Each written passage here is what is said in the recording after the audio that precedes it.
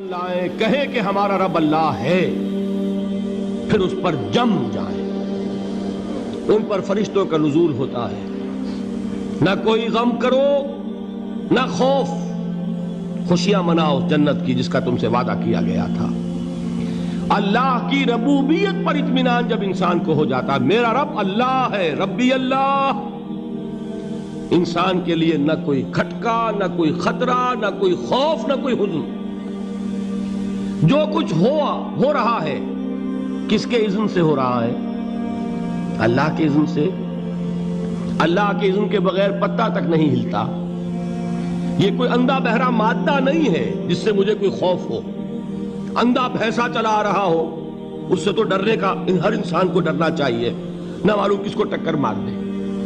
لیکن نہیں، اس کائنات کو چلانے والا ایک سمیع و بصیر خدا ہے، وہ جو میرا دوست ہے، میرا ولی ہے۔ اللہ ولی الذین آمنوا یخرجہم من الظلمات الی النور۔ اللہ اہل ایمان کا ولی ہے، ساتھی ہے، پشت پناہ ہے، مددگار ہے، حمایتی ہے۔ بتائیے جسے یقین ہو جائے کہ اللہ میرا مددگار، اللہ میرا محافظ، اللہ میرا پشت پناہ، اللہ میرا حمایتی، اس کے لیے کوئی خوف ہوگا؟ اس سے کوئی ڈر ہوگا؟ میں مثال دیا کرتا ہوں ایک بہت سادہ، پنجاب کے دیہات کی۔ وہ بڑا چودھری ہے اور کوئی غریب کسان ہے۔ اس غریب کسان کے جانوروں کو ہر وقت اندیشہ ہوگا چوری کا، کوئی میری بھینس کھول کر نہ لے جائے، کوئی میرا بیل کھول کر نہ لے جائے۔ لیکن جس کے بارے میں یہ سب کو معلوم ہو کہ وہ جو بڑا چودھری ہے وہ اس کا دوست ہے، اس کی بچیا کو کوئی خوف ہوگا؟ اس کی بھینس پر کوئی ہاتھ ڈالے گا؟ اسے کوئی اندیشہ ہوگا؟ نہیں۔ کیوں؟ کہ وہ بڑا چودھری، بڑا اس کا یہاں کا سردار، جاگیردار، سب کو معلوم ہے وہ میرا دوست ہے، کوئی میرے خلاف اقدام نہیں کر سکتا۔ اس دنیا میں یہ چھوٹی سی بات اگر آپ کے دلی اطمینان اور سکون کا باعث بن سکتی ہے تو ذرا تصور کیجئے۔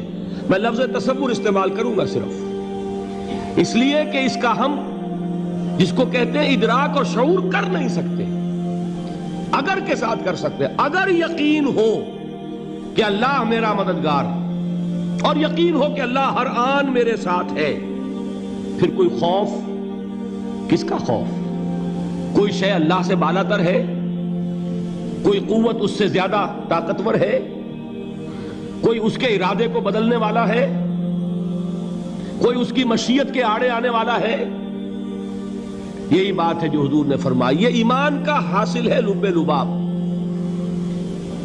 کہ دیکھو اچھی طرح اس بات کو ذہن نشین کر لو، اگر تمام انسان مل کر تمہیں کوئی نقصان پہنچانا چاہے نہیں پہنچا سکتے، مگر جو کچھ اللہ نے لکھ دیا ہو، اور تمام انسان مل کر تمہیں کوئی نفع پہنچانا چاہے نہیں پہنچا سکتے، مگر وہ شے جو اللہ نے طے کر دی۔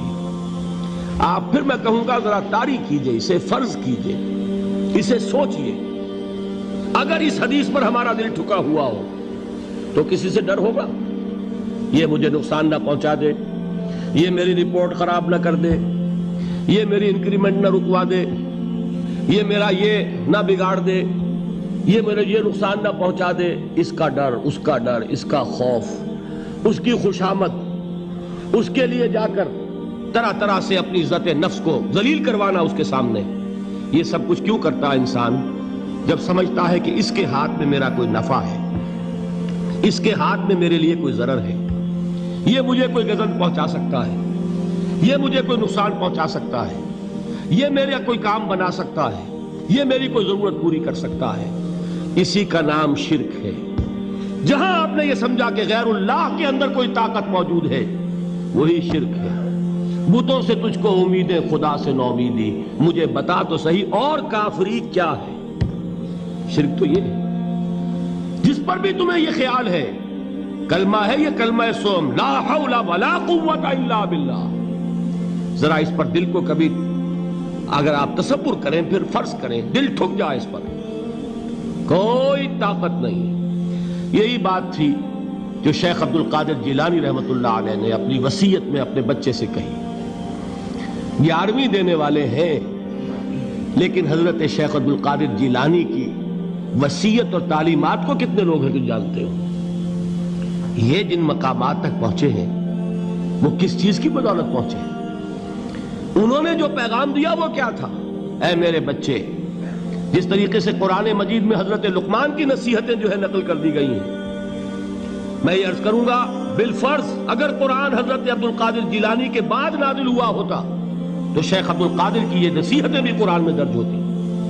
اتنی اونچی نصیحتیں ہیں. اے میرے بچے، اس حقیقت کو ذہن نشین کر لے، لا فاعل فی الحقیقت ولا مؤثر الا اللہ.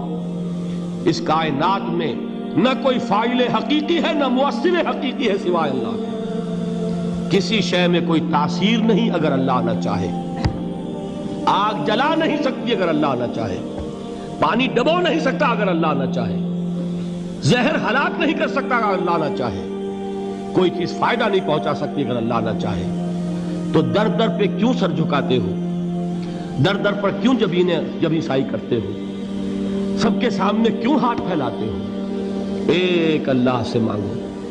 ایک اللہ کے سامنے زمین پر اپنی جبین رکھو.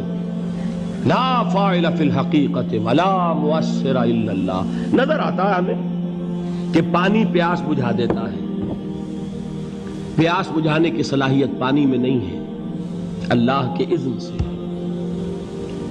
کھانا بھوک مٹا دیتا ہے. بھوک مٹانے کی صلاحیت کھانے میں نہیں ہے، اذن رب میں. دیکھیے یہی یقین تھا. حضرت موسیٰ علیہ السلام کا واقعہ یاد کیجئے. سامنے سمندر آ گیا ہے.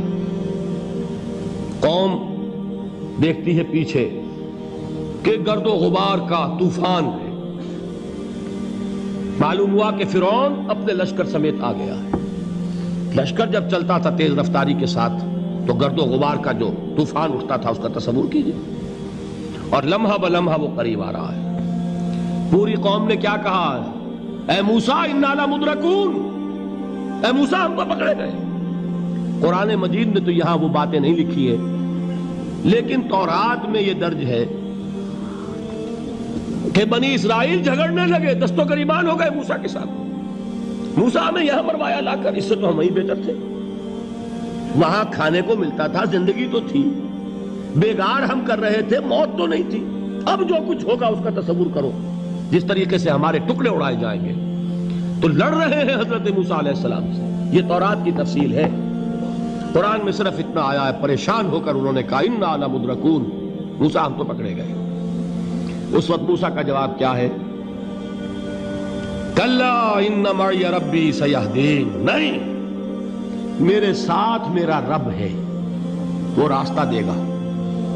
بتائیے کہاں راستہ نظر آ رہا ہے؟ یہ ہے ایمان بالغیب. راستہ نظر نہ آئے تب اللہ پر یقین ایمان ہے. جیب میں پیسے ہوں اور تب دل کو اطمینان ہے تو ایمان کس پر ہوا؟ پیسے پر، اللہ پر نہیں. جب وسائل و ذرائع نہ ہو اور پھر یقین ہو کہ اللہ مسبب الاسباب ہے، وہ اسباب کا پابند نہیں ہے، وہ اسباب کا محتاج نہیں ہے، اسباب اس کے محتاج ہیں. اگر یہ یقین ہے تو اللہ پر ایمان ہے. یہ نہیں ہے تو تمہارا ایمان اسباب پر ہے، وسائل پر ہے، ذرائع پر ہے، مادیات پر ہے، اللہ پر نہیں. اس وقت کہاں راستہ تھا؟ کوئی راستہ تھا؟ سمندر ہے اور ادھر سے لشکر آ گیا ہے. کلا ان معی ربی سیہدین. اب دیکھیے ایمان کہہ دینا آسان ہے، ہوا معکم اینما کنتم. جہاں کہیں بھی تم ہوتے ہو اللہ تمہارے ساتھ ہوتا ہے. لیکن اس کا یقین قائم ہو جائے تو زمین و آسمان کا فرق واقع ہے.